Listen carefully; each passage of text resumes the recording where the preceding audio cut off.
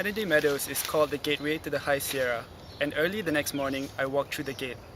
Doug and Tom accompanied me for the first quarter mile, but then I stopped, telling them to go on ahead because I had something from my pack. We embraced and wished one another well, saying goodbye forever or for 15 minutes, we didn't know. I leaned against a boulder to lift some of Monster's weight from my back, watching them go. Their leaving made me feel melancholy, though I also felt something like relief when they disappeared into the dark trees. I hadn't needed to get anything from my pack, I only wanted to be alone. Alone had always felt like an actual place to me, as if it weren't a state of being, but rather a room where I could retreat to be who I really was. The radical aloneness of the PCT had altered that sense. Alone wasn't a room anymore, but the whole wide world. And now I was alone in that world, occupying it in a way I never had before. Living at large like this, without even a roof over my head, made the world feel both bigger and smaller to me.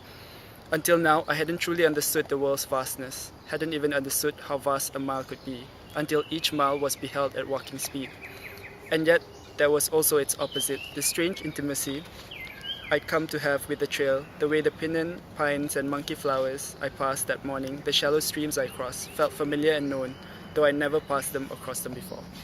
The biggest theme for me was loneliness and about how she insisted on being alone, not all throughout the trail, but for most of it. She realized that it was a journey that she had to do on her own, and she was offered the luxury of company and encouragement of other people there, but for the most part she did it on her own.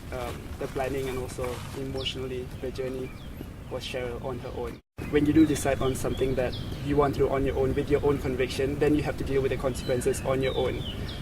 You might lose the support that you've been accustomed to. In my own story, it was how I was very comfortable doing something in banking and in finance because everyone else was doing the same thing, and it was something that my parents naturally supported.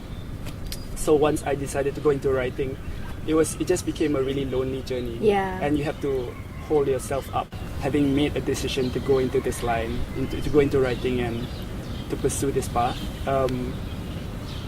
you can't lean on others. You can't expect there to always be support. And a lot of times you just have to reassure yourself. So did you admire that about what Cheryl did in Wild? Yes. She didn't take advantage of the fact that people were... she could have just easily gone out through the whole trail with someone else or with a group, right? But she didn't.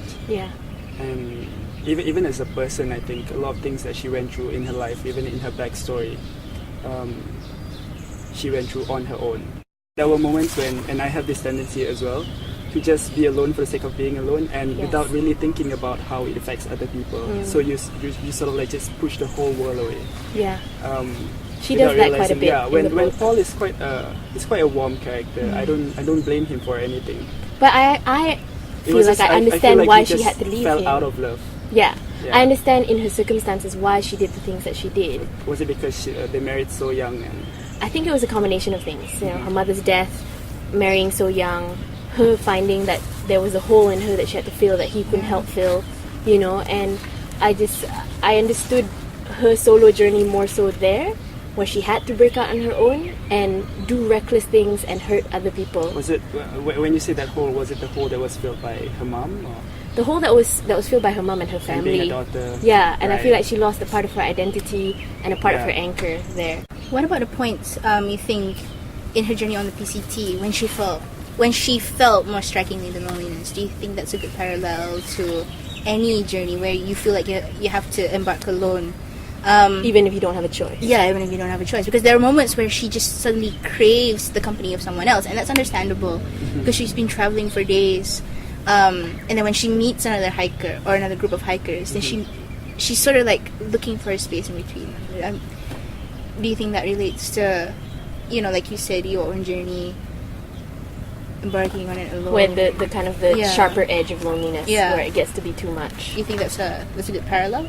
Things that she points out. Kind of, because I think loneliness, you can't experience it in absolutes. You can't be, no man's an island, and there are going to be moments where you have to reach out. And even in achieving what I want, I realize that it's not something that I can do on my own. Yep. Yeah. you have to rely on other people and you have to allow other people to rely on you.